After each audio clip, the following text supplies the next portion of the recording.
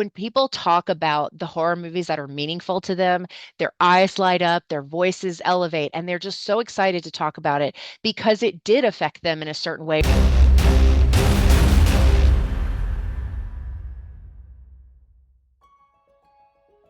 My name is Angel. I am the founding host for Voices from the Mausoleum. I am originally from Augusta, Georgia. Now I live in a part of Atlanta, Georgia. I've lived in the South my whole life. It's really evident the more that I speak. The horror is a genre that's very near and dear, very special. It's bonding things between me and my dad, me and my one of my siblings, and it's just always been really important to me.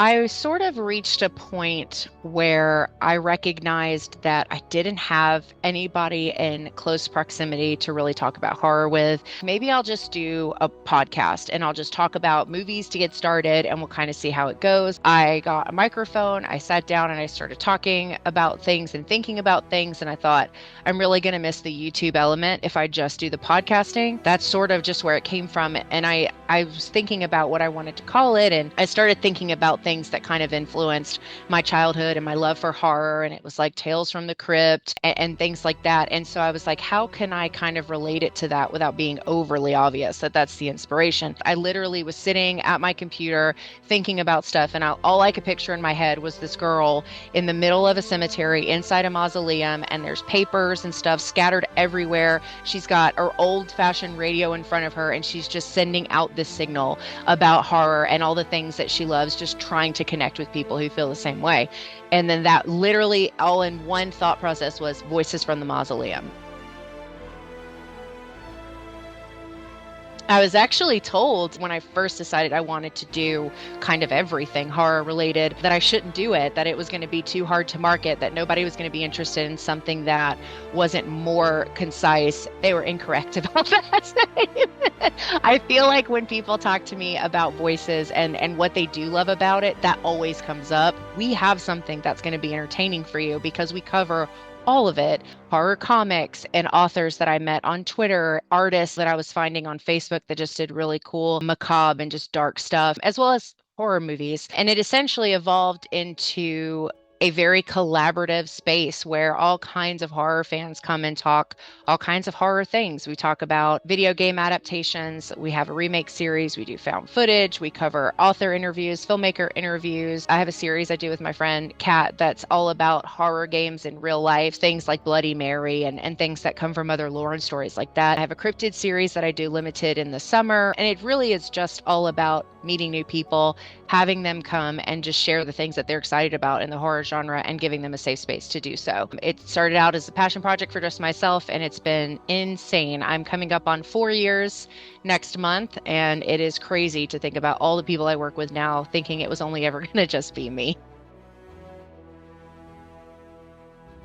We met through a mutual love of the movie Scream on Twitter. He came on and did a show. We worked really well together. I messaged him one day and I was like, hey, I really want to do something else together. Let's think of some ideas of maybe a reoccurring show or something. And so Steve came up with the idea of the Coffee Crypt, which is the first horror talk show. We would do these episodes and we would talk about news and trending stuff and gossip stories if there were any and make it like a talk show. I just messaged him and I was like, look, why don't you just come on as a full-time co-host? He started covering like horror TV series because I wasn't really doing that. He's doing a series about superheroes that's called Horrific Heroes, which is like the horror side of heroes. He became a close friend and has been my co-host ever since. He just celebrated a year last September, so not that long ago. He's very, very nice and very happy and kind, and I'm just like, I didn't like it. I'm the polar opposite of that. So we're very different people, but when we're together, I think it can create a really good balance depending on the subject matter because we don't always agree on things. Our bantering sometimes can be quite humorous because Steve is also a very silly person. I get into these like passionate rants and I just go on and on and on, and he's doing funny dances on camera.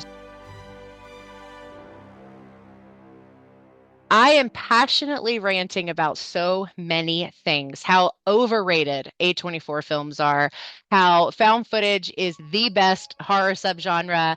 I don't care what anyone says, how remakes or continuations are a necessary thing, and I will always be an advocate for those things in the horror world. I think there are remakes that outdid the originals. That creates some tension sometimes.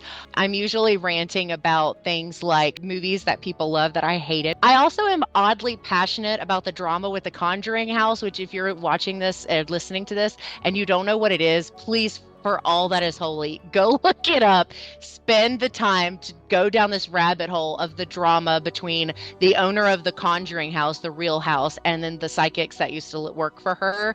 Bananas. I believe in being an honest reviewer. I don't think it benefits filmmakers to hear nothing but five across the board. I think it can only be helpful, particularly because we cover a lot of indie stuff. We focus on the smaller creators a lot. We tend to prioritize that. We are very respectful. You will never hear me trash talking. Now, a big production, absolutely, but nothing made from an indie creator. We're very respectful and mindful of the time and energy and effort and money and everything else that it goes into making these films.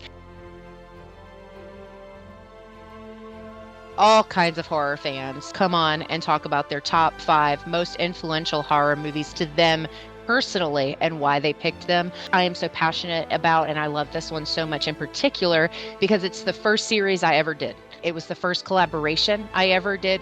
It's such a cool thing to have people come on and talk about, especially because we get so many content creators, writers, filmmakers, actors, artists, all these people. Yeah, here's my 5 influential horror movies, and here's why I am the way I am, basically. And I can tell you, as many times as we've had, I don't know, Nightmare on Elm Street, none of the conversations have been the same because these movies impact us all very differently. Horror can be just so meaningful to people. I spent a lot of my life arguing with people about my interest in the genre and being looked at weird. The more I talk to people, the more I realize just how meaningful it can be because so many people will come on and they'll say, "Oh, I used to watch this specific movie, whatever it is, with this person in my life, and they're no longer here. And it's this thing that's super meaningful." Or, "I remember sneaking to watch this, and then this happened." When people talk about the horror movies that are meaningful to them, their eyes light up, their voices elevate, and they're just so excited to talk about it because it did affect them in a certain way. Everybody wants to put it in this very tiny bucket of superficial traits, and it's really so much more than that. I've watched horror movies that have healed my inner trauma, things that have really just changed the way I look at things or how I feel about things, and I just don't feel like I'm gonna get that from any other genre.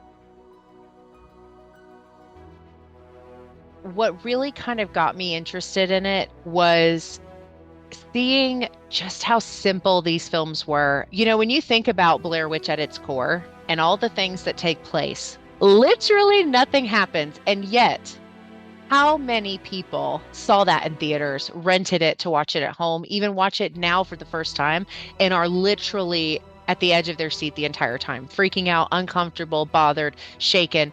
And so it's something that's always interested me. There is a found footage movie that came out in 2015 called The Monster Project. It's essentially about these YouTubers who fake paranormal encounters, and they put out a Craigslist ad to see if they can find real monsters that are willing to come in for an interview. And they end up with a vampire, a skinwalker, and a girl that's possessed by a demon. I love this stuff. Why am I not watching more of this stuff? And so it kind of started in this spiral down of watching found footage. And the more that I watched it, the more I just came to love it. We did a found footage month. And for every day for the whole month of March, I watched a found footage movie. All of them, I want to say, except for like maybe 2 or 3, were ones I had never seen before. That's when I found the Poughkeepsie tapes, Jesus, Lake Mungo, The Taking of Deborah Logan. And it became this thing of finding found footage horror, and that's when I found Savage Land, which I will never stop praising, Apollo 18, Horror in the High Desert. I revisited The Bay because I'd forgotten about that one. That one's wild and definitely not talked about enough. Gonjiam is one. Once it starts, it just does not, it's relentless until the ending. So it's probably, to me, one of the scariest found footage movies of all time. It's terrifying. Another really great one is Butterfly Kisses. We got to talk to the creature designer and artist, concept artist for the creature, the people keeping Tom in butterfly kisses, he just added to that fire of, this is what I want to do. This is what I want to focus on, because this is where all the cool stuff is happening. It's right here with these indie filmmakers, with these low budget horror films that are doing more and scaring more and impacting more than any of these high, these really expensive production companies that are putting these out. Yeah, I'm a big fan of cryptids. I actually have Mothman sitting on my desk. Because they're monstery, the big one for me was always Bigfoot and Mothman, and of course the Loch Ness Monster and Nessie and all that.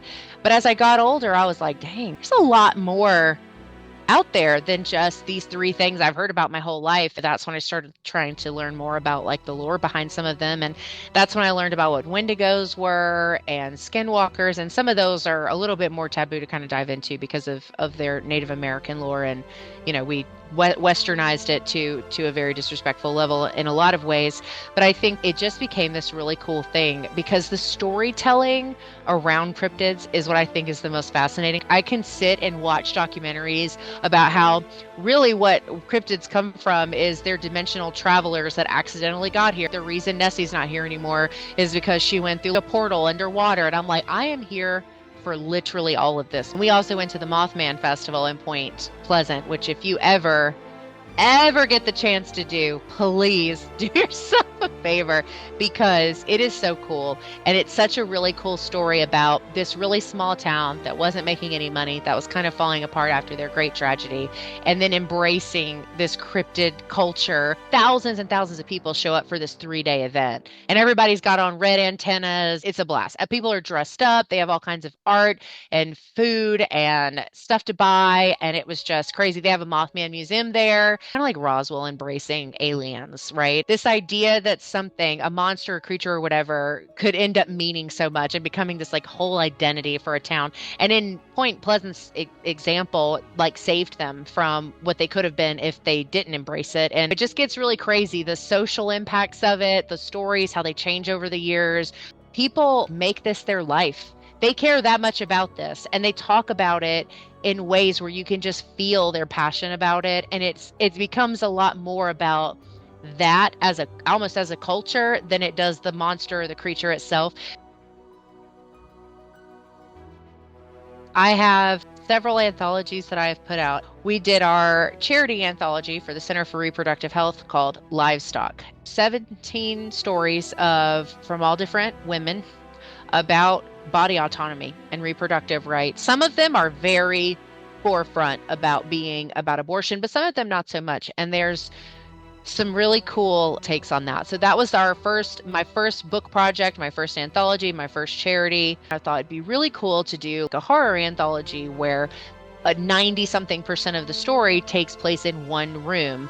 And the one room that always comes up in horror is the bathroom. When you go in bathrooms, you're immediately on edge. It's in movies, television, books. It's a very vulnerable place to be when bad stuff's going on. I have also done All the Little Voices. It's got some found footage, of course. It has hauntings and houses that eat people and monsters and werewolves and ghost and magic. Sincerely Departed, which is a project I did with Kat Valor. It's epistolary zombies, really insane stories, really crazy takes on the idea of a modern epistolary. Notes, letters, recordings, documents, mixes of those kinds of media together into one story. We have a werewolf charity anthology that came out called Howlin' for You. Not at all, because I'm obsessed with the Black Keys. It's for wolf conservation. I feel very passionately about conservation in that regard, and I love wolves, and I'm a massive werewolf junkie too. I also did a very strange sci-fi horror shark cult book called Diora Mabisi. An MC who wakes up with no memory, and there are people around her that look like shark people, and it's very strange. That's my first novel release. I've got two more projects that are wrapped. One is The Butterfly Effect, which I did with author Lauren Carter, and then the other one is This House Is Not Ours, which is a housing charity anthology because of our housing crisis and the inability for most people to afford a place to live. So I always tell people when they say, this movie didn't resonate with me, I always say, I'm so glad for you. I'm so glad that it did not resonate with you, because It resonated too much with me. I had to walk away, do something else, and come back to it. That has never happened to me before. I have never watched a movie that got to me the point where I was like, I got to do something happy for like 5 minutes before I can keep going. I had not a super perfect childhood. My biological mother was not super great. I grew up in some questionable situations until my father got custody of me. I was very emotional watching it. When I got to the end of it, I just felt this overwhelming sense of peace about the way that I'd grown up and the way that things had been when they shouldn't have been. I think was one of the scariest moments was when the mom was sitting on the bed. And I think that specific scene spoke to me the most because my mother was the not great parent in my life. My stepmom that raised me did, they tried to fix all of those things for me when they got custody of me. But I was so terrified of what that woman was capable of. We had not seen her do anything, but the way she's talking in the dark, I felt like I was 5 years old again. At the time that I watched it, I had a son who was the same age as the brother, who's 4 in the movie. I remember thinking about my childhood and how that sort of has cultivated the type of parent that I want to be. Skinamarink is a super powerful film, and it took forever for me to shake off how it made me feel. I think that there's fun, silly, goofy horror, but I do think that there's horror that reaches people on a different level and can change the way they view the world or view themselves because I do focus on indie communities and indie horror films.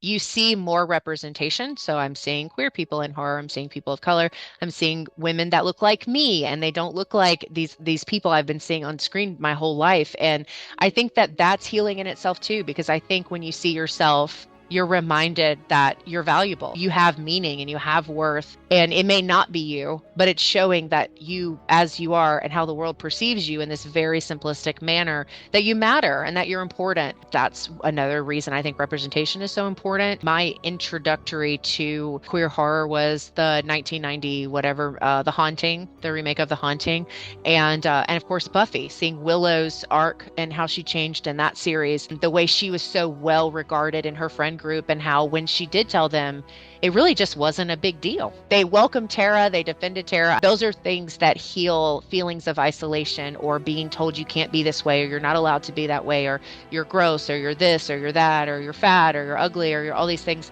and you feel unaccepted and unloved in a bigger sense of outside of the people that you know love you that are close to you. And I feel like horror is more inclined to do things like that than any other genre.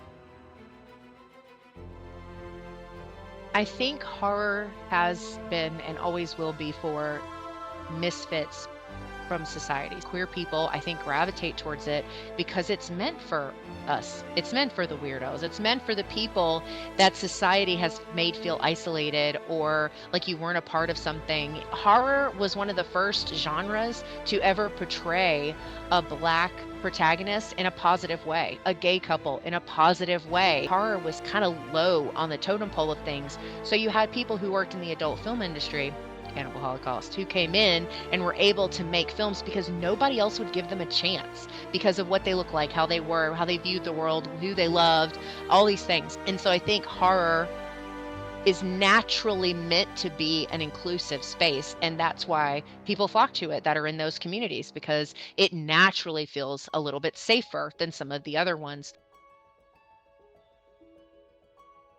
I'm surrounded by incredible people. It's a very warm feeling to think about. Funny, whimsical, intelligent. I've seen really bad things happen to someone, and I have watched this community flock to pick that person up. It's been overwhelming because I genuinely just did not think I was going to find that on the internet. But the horror community, the community everybody wants to say, oh my God, they like horror, are like the best people. We all have animals. We're all good friends. It's created such a safe space for me running a queer space and being a woman in this space. And I don't feel like I have to worry about what's going to happen to me if I post a video, if I say this, if I do that. It's just such a wonderful feeling. And I've seen it not just for me, but for everyone around me too. I have watched what this community is capable of, and they do it so effortlessly, and it's absolutely beautiful.